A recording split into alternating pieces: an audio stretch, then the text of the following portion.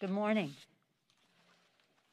While we celebrate and observe Martin Luther King Day Monday, today is actually Reverend Martin Luther King's birthday. And as we observe it in this extraordinary time, it's important to remember his words, all of them so appropriate, one time or another. Today I remember him saying, "True peace is not merely the absence of tension. It is the presence of justice." I particularly am drawn to that phrase because one of my favorites that I have in my office is Pope Paul VI. He said, "If you want peace, work for justice." The connection is very clear. Justice is called for as we address the act of insurrection that was perpetrated against the Capitol complex last week. Right now, our managers are solemnly and prayerfully preparing for the trial, which they will take to the Senate. At the same time, we are in transition. With a COVID relief package, President-elect Biden announced last night he is delivering on what he said when he was elected. Help is on the way. His plan makes big, bold, urgent action building on some of our Democratic initiatives in the last Congress, including an increase in direct payments to $2,000, vaccine distribution and testing support in a fair and equitable way, addressing the disparities in access, additional aid for small businesses, funding for state and local governments to protect our heroes' jobs, extension of unemployment benefits, help for renters, for food insecure people, and for our children.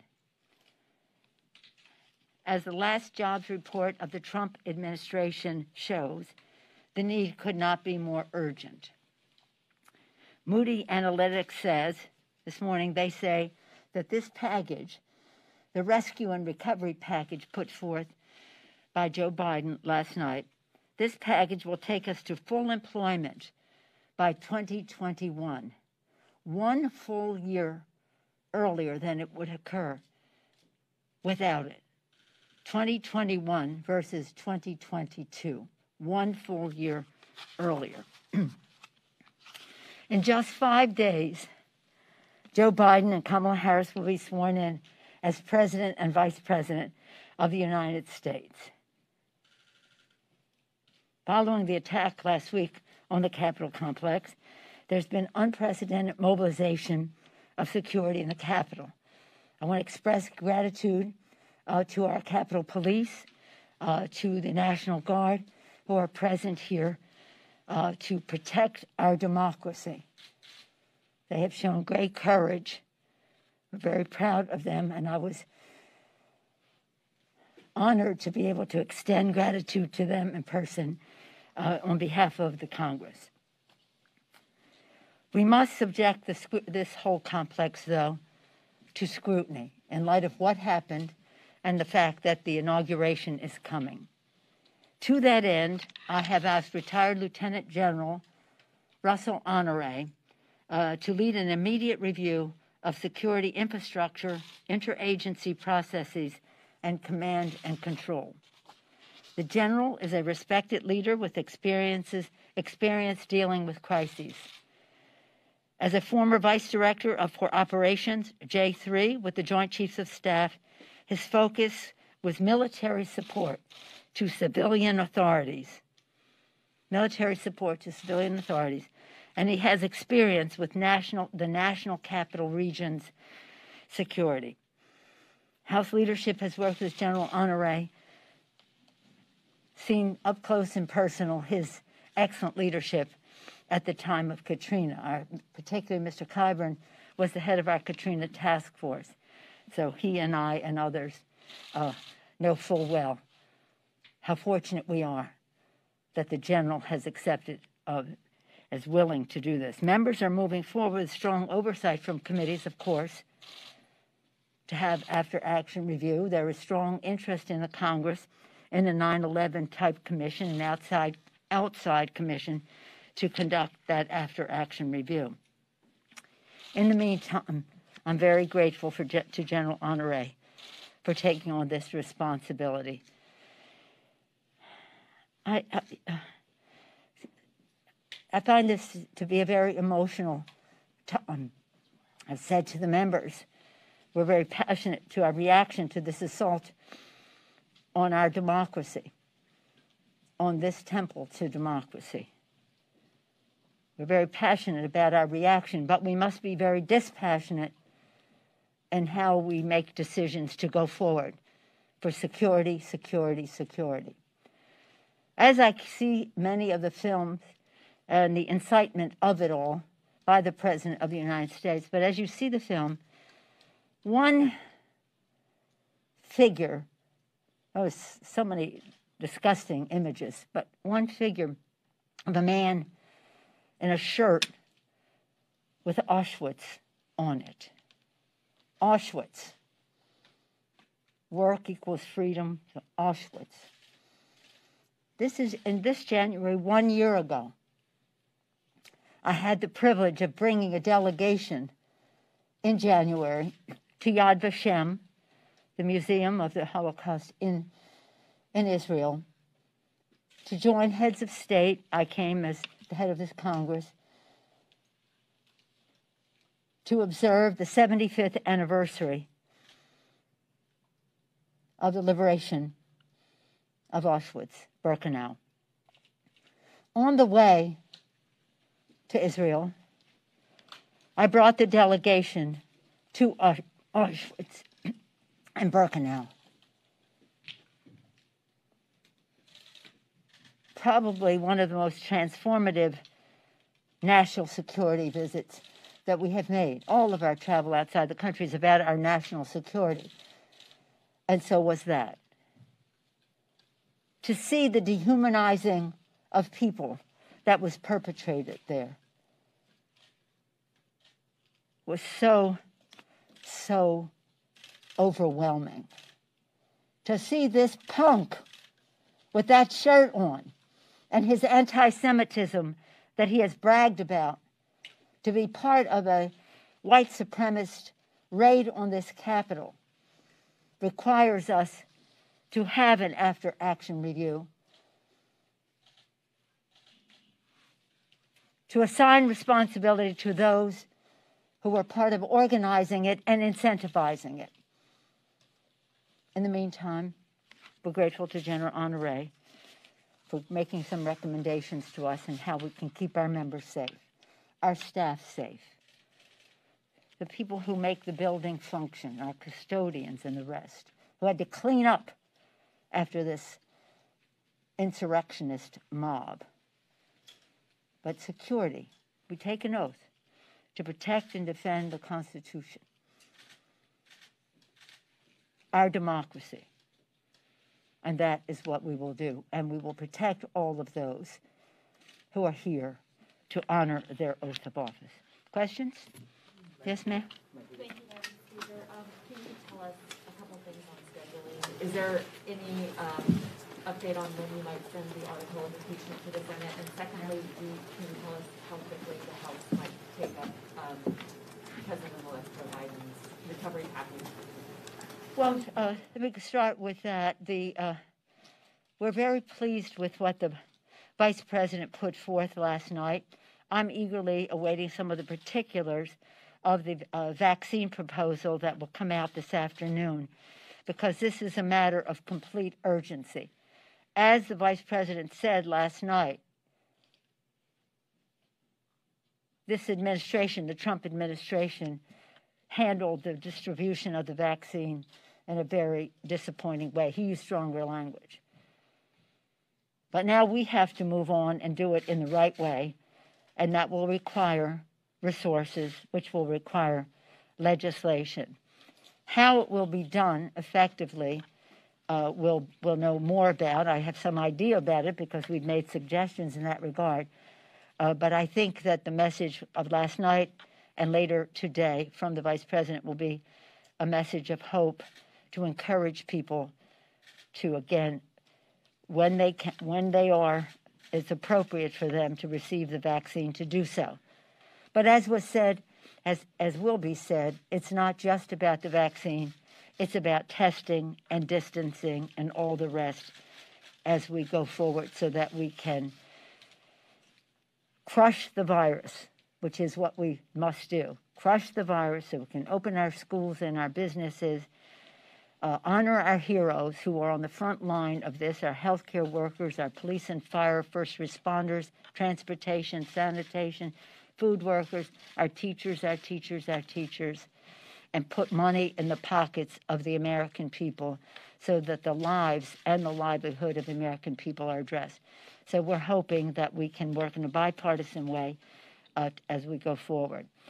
In terms of the timing, as I mentioned, 1 week ago, on January 6th, there was an act of insurrection perpetrated on the Capitol of the United States, incentivized by the President of the United States. 1 week later, Wednesday to Wednesday, that president was impeached in a bipartisan way by the House of Representatives. So urgent was the matter. They're now working on taking this to trial, and you'll be the first to know when we announce that we're going over there. Yes, ma'am. Madam Speaker, so a number of House Democrats, you've mentioned a couple of investigations that are going to be going on since January 6th, but a number of House Democrats have signed a letter to Sergeant at Arms and Capitol Police asking them to look into GOP members who may have brought tours through the Capitol on January 5th. What would you like to see done in that investigation? Is there a timeline or any action that may be taken towards members who did bring public groups into the Capitol before January 6th? When we're talking about security, we have to talk about truth and trust. In order to serve here with each other, we must trust that people have respect for their oath of office, respect for this institution. We must trust each other, respecting the people who sent us here. We must also have the truth, and that will be looked into. If, in fact, it is found that members of Congress were accomplices to this insurrection, if they aided and abetted the crime, there may have to be actions taken beyond the Congress and in terms of prosecution for that. Yes, sir. We all are seeing the extraordinary security measures now in place here on the Capitol and really throughout much of the district. I'm just wondering your level of comfort about next week's inauguration. Let me just say, and thank you for the question, as a member of the JSIC, the committee that prepares for the inauguration, for a long time now, weeks, it has been determined that we would have a very small inauguration because of COVID. That in order to have the distancing and the rest on the platform and then some people down below, it would be necessary to limit it. I don't know if they have publicly released the numbers, so I won't, but a very small number of people, a tiny percentage of the people participated before. Most disappointing because obviously we're excited about nominating a new president of the United States, but not at the risk of people's health and well-being and indeed their lives. So this is always going to be small. Now, with the insurrection of last week, it is necessitated by security to have more security, but it hasn't changed the nature of the swearing in. I think it's important for people to know that. This is not a concession to the terrorist. It is a recognition of the danger of COVID. Again, I'm in close touch I will be again for like the third time in 2 days with the Secretary of the Army, spoke with the head of the Secret Service last night. We all want to be sure that the requests that are made by the Capitol Police are being honored by those who are in a position to meet the needs.